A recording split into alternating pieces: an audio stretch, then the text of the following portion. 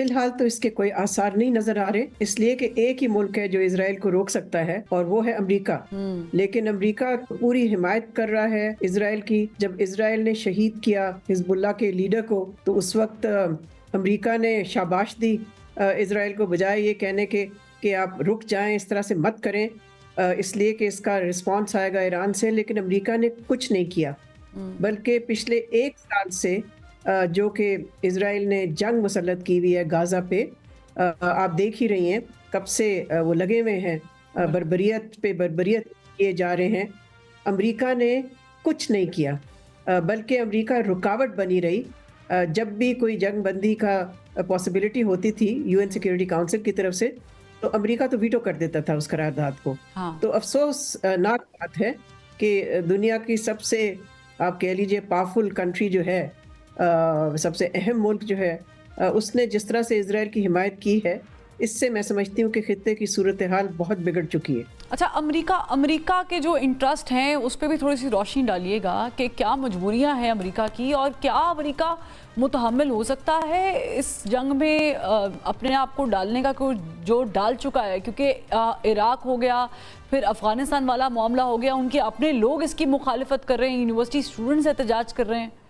آپ ٹھیک کہہ رہی ہیں، امریکہ میں بہت حد تک جو پبلک اوپینین ہے وہ اسرائیل کے خلاف ہوتی جا رہی ہے، بلکہ وہاں بہت سارے آپ ٹھیک کہہ رہی ہیں اسٹوڈنٹ ڈیمونسٹریشنز، اس کے علاوہ بھی بہت بڑے بڑے مظاہرے ہوئے ہیں جس میں ڈیمانڈ کی گئی کہ بائیڈن ایڈمنسٹریشن کو ایک سیز فائر کرانی چاہیے، جنگ بندی کرانی چاہیے۔ لیکن آپ نے دیکھا کہ بائیڈن ایڈمنسٹریشن تو بلکہ اس نے اور اسٹرانگلی سپورٹ کرنا شروع کیا، اسرائیل کو اسلحہ بھیجنا شروع کیا، ایک دفعہ نہیں بار بار اسلحہ بھیجا، اور اسسٹنس ملٹری اور اکنامک بالکل برقرار رکھی۔ تو اس سے تو یہی لگتا ہے نا کہ امریکہ کے مفاد میں ہے کہ اسرائیل اسی طرح سے کرتا رہے۔ اسرائیل کو کھلی چھٹی دی ہے امریکہ نے، ایک طرح سے آپ کہہ سکتے ہیں کہ لائسنس ملا ہوا ہے، ادروائز اسرائیل کیسے یہ کر سکتا ہے؟ دیکھیں آج اس نے کتنے فرنٹ کھولے ہوئے ہیں، غازہ، ایران، لبنان، سیریا، یعنی کہ یہ ایک طرف سے امریکہ کہتا ہے جی ہم نہیں چاہتے کہ خطے میں جنگ پھیلے، اور دوسری طرف اگر آپ دیکھیں جنگ کون پھیلا رہا ہے؟ ظاہر ہے اسرائیلی۔ میں اسی پہ ایک چھوٹا سوال اور کرنا چاہوں گی، بلکہ آپ بڑی اچھی گفتگو کر رہی ہیں۔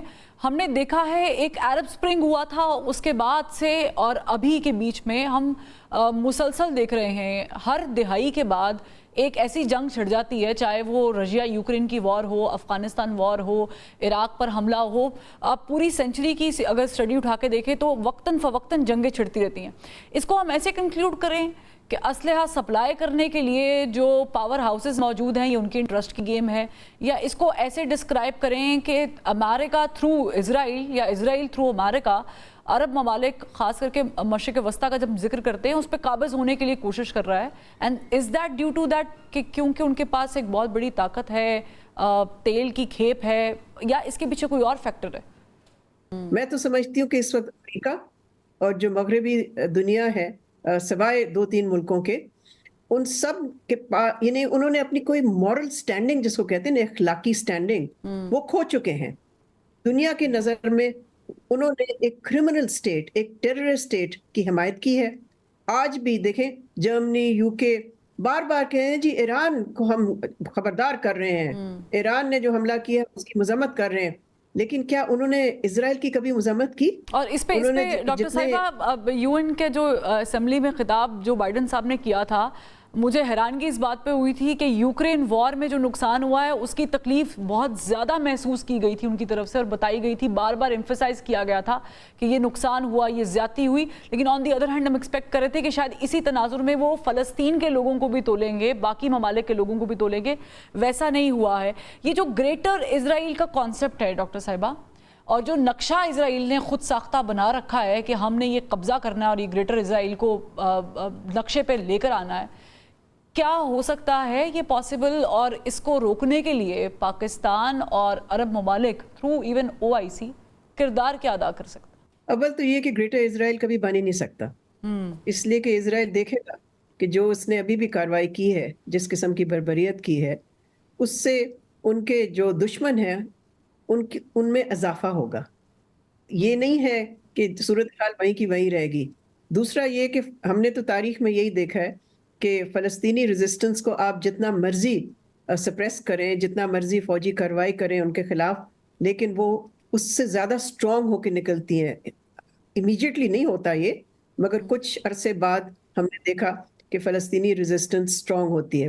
بلکہ تاریخ ہمیں کیا سکھاتی ہے؟ تاریخ سکھاتی ہے کہ ایک قابض فوج، ایک قابض ملک جو ہے وہ کبھی لانگ رن میں کامیاب نہیں ہوتا. تو یہ کہنا کہ جی اسرائیل گریٹر اسرائیل بنا لے گا، سوال ہی نہیں پیدا ہوتا. اسرائیل چاہتا ہے، جس کو کہتے ہیں ون اسٹیٹ سولوشن، کہ بالکل ہم فلسطین کا بالکل یعنی کہ حیثیت ہی ختم کر دیں. فلسطین کی ریاست یا فلسطین کی جو عوام ہے، جو لوگ ہیں، دیکھیں اس طرح کی ماڈرن ہسٹری میں ہم نے اس طرح کی ایتھنک کلینزنگ اور جینوسائیڈ نہیں دیکھا. یہ پہلی دفعہ ہم دیکھ رہے ہیں. ٹھیک. لاسٹلی میں آپ سے ایک اور سوال پوچھنا چاہوں گی. یو این ہو گیا یا ہم انٹرنیشنل کورٹ آف جسٹس کی بات کرتے ہیں، وہ فیصلے بھی سامنے ہیں، کنڈیم بھی کیا جاتا ہے، سب کچھ ہوتا ہے، لیکن اس کا عملاً رزلٹ کیا ہم اسی صدی میں دیکھ بھی پائیں گے؟ دیکھیں، جس کی ذمہ داری ہے جنگ بندی کرانا، جس کی ذمہ داری ہے کہ مختلف قراردادیں موجود ہیں یو این سیکیورٹی کاؤنسل کے پاس، جو کہ یہ کہتی ہیں کہ جی اسرائیل کا جو قبضہ ہے فلسطین پہ اس کو ختم ہونا چاہیے، اسرائیل کی سیٹلر پالیسیز ختم ہونی چاہیے، اور وہ 2 اسٹیٹ سولوشن کی بات کرتے ہیں. بے تحاشا قراردادیں، ایک نہیں ہے، بہت زیادہ ہیں. لیکن ہم نے یہ بھی دیکھا کہ امریکہ رکاوٹ بنا رہا ان قراردادوں کی امپلیمنٹیشن میں. ہم نے یہ بھی دیکھا ہے کہ کشمیر کی جو ریزولوشنز ہیں، آخر اس میں بھی تو ہم نے دیکھا نا کہ کون ہے رکاوٹ. ہمیشہ کوئی نہ کوئی سپر پاور ہوتا ہے، یا P5 جس کو پرماننٹ 5 کہتے ہیں، سیکیورٹی کاؤنسل کے جو ممبرز ہوتے ہیں جن کے پاس ویٹو ہوتا ہے، ان سے کوئی نہ کوئی آ کے بھارت کی حمایت میں انہوں نے ریزولوشنز، قراردادوں کو امپلیمنٹ نہیں ہونے دی. فلسطین کا بھی یہی ہوا ہے. سو ٹریجڈی یہ ہے کہ دیکھیں، پھر لوگ پوچھتے ہیں کہ مسلمان دنیا میں مسلمان کیوں سمجھتے ہیں کہ مغرب ان کے خلاف ہے. تو مسلمان تو ظاہر سمجھیں گے نا یہ، اگر وہ دیکھتے ہیں کہ اور جگہوں پہ ایکشن لیا جاتا ہے سیکیورٹی کاؤنسل کی طرف سے، لیکن جو مسلم کازز ہیں اس پہ کوئی عمل نہیں ہوتا، ان قراردادوں کو بالکل ہی ایک طرف پھینک دیا جاتا ہے. تو ظاہر ہے پھر جو مسلمان دنیا میں تو لوگوں کا یہی خیال ہوگا نا کہ ہمارے خلاف یہ ایکشنز لیتے ہیں، نہ کہ ہماری حمایت میں. اور OIC کے اوپر میں چاہوں گی کہ آپ کا کامنٹ رہ گیا تھا، کیا کردار ادا کر سکتے ہیں اس پلیٹ فارم کے تھرو بھی ہم؟